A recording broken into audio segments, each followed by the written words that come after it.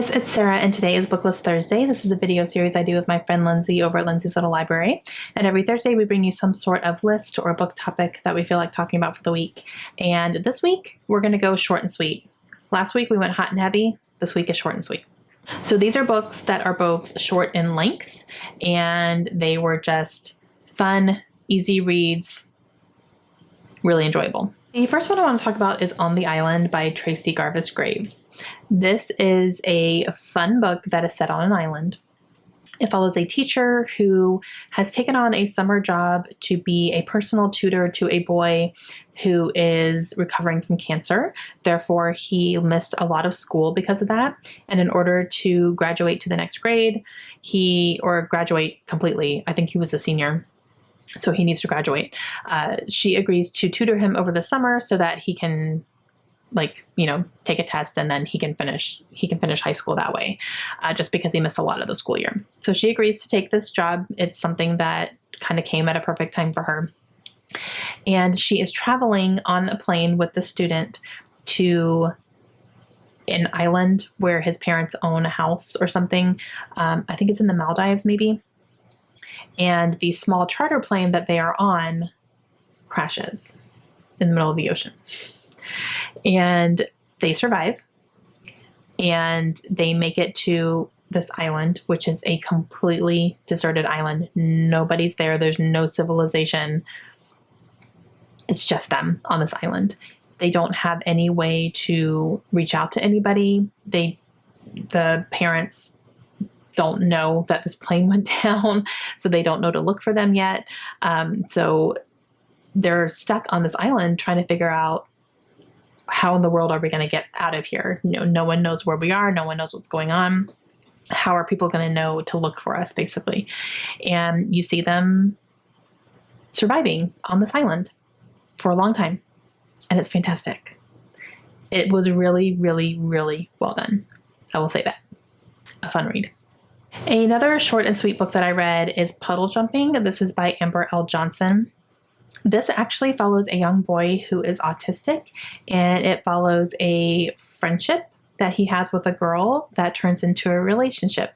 And I really enjoyed this book because it was a really good look at autism and somebody who is autistic and somebody who struggles to communicate with other people because of it.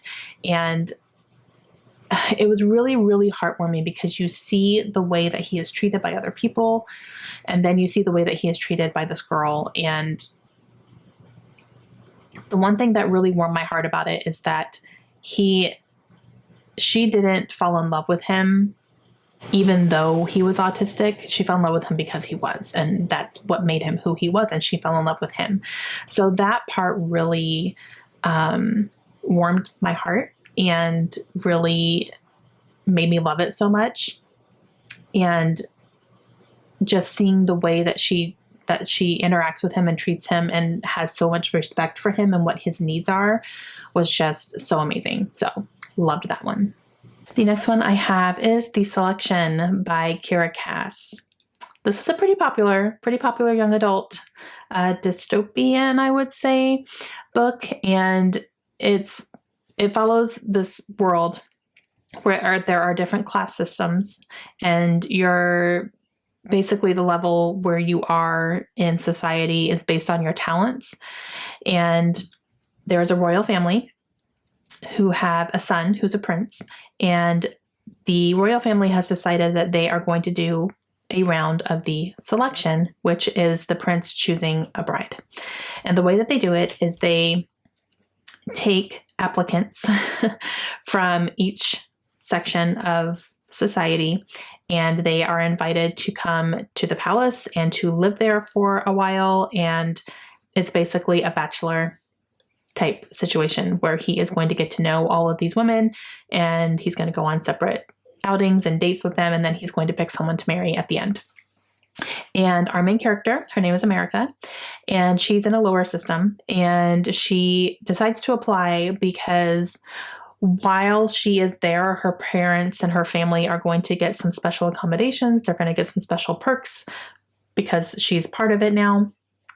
So she decides to apply for the benefit of her family. And she gets picked to go. So you see her go to the palace, interact with all these other women, meet the prince, all the things, all the things. I loved it. I flew through this book so quickly.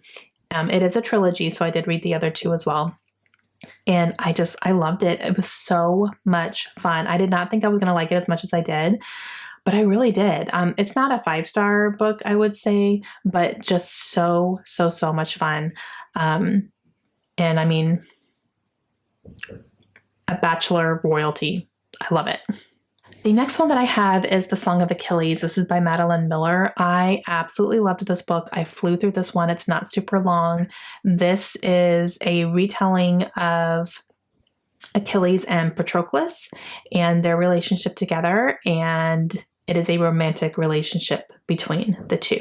So you follow mainly Patroclus and, him growing up and how he ended up even being to the point where he met Achilles and how they formed a friendship and how they ended up working together and traveling together and doing all these things. Achilles is getting ready for war. Patroclus they are helping him, and you see them fall in love with each other. And then it even goes up into the war, and you kind of go through that whole thing.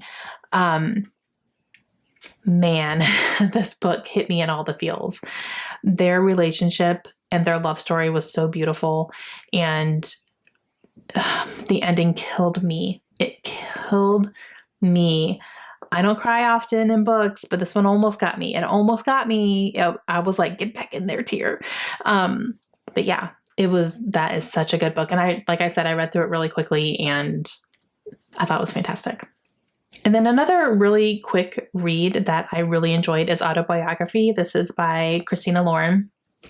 Now, when I talk about Christina Lauren, I usually recommend The Unhoneymooners. I love that book so much, but I've been talking about that a lot lately. So I wanted to go in a different direction with them and decided to go with Autobiography because I did really, really enjoy this book as well. And this one makes you think a little bit more too. It has a little bit deeper topics. This follows a young man who is in high school. He has moved from California to Utah. He is living in a big Mormon community. He is also bisexual. In California, he was bisexually out. Like everybody knew, no problem. But upon moving to Utah and being in this, deeply religious area, his parents and he decided they were going to keep that under wraps. So nobody really knows that he is bisexual. That is until he meets someone who has come into the school to do a presentation who was a previous student at the school, and he is a Mormon, a practicing Mormon, but they have an undeniable attraction to each other. And so you are seeing both of them try to deal with those feelings. You definitely see more of a struggle with the Mormon boy, obviously. I'm blanking on their names, I'm sorry. But you still see them form a friendship and have this undeniable pull towards each other regardless. And then you see how their relationship forms, what they're doing about it, especially him, like the Mormon boy, how he's dealing with it because he's got much more of a struggle on his hands, coming to terms with, the way that he is. So, yeah, it was really good. There was one scene at the end that I didn't love, to be honest with you. It involved, the Mormon's dad. I just kind of thought it was a little bit unrealistic, but, again, Christina Lauren, they write such great books and great stories and funny, and they're so entertaining. And this is one that I just really enjoyed. Okay, guys, that is going to be it for me today. So please let me know down below some of your short and sweet reads. Have you read any good ones this summer yet? Let me know. And make sure you go check out Lindsay today and see which books she's talking about today that have been fun, short, sweet reads for her. And we will see you guys again soon. Hope you have a great day.